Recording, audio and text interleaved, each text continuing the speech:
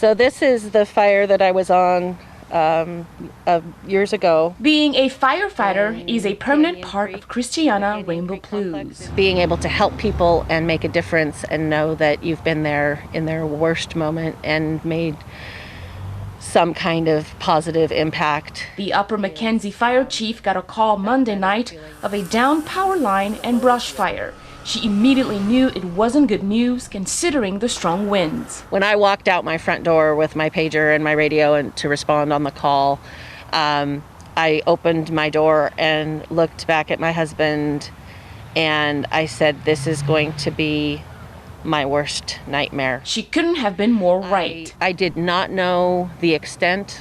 I just knew it was moving faster than anything I had seen in my 30 years experience. Chief Rainbow and her team were the first firefighters to take on the raging Holiday Farm fire in Lane County. By the time we were able to safely engage with the power lines, it had already grown beyond what we could take care of.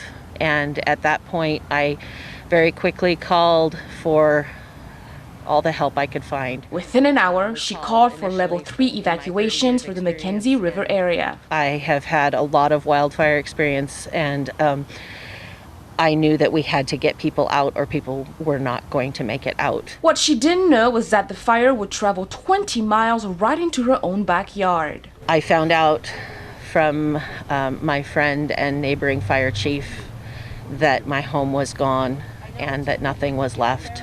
And quite frankly, I was a hot mess for quite a while. The chief and a dozen of her district volunteer firefighters had their homes burned to the ground while they were out trying to save lives and property. I couldn't disengage for a while. Just physically, we needed to keep fighting that fire.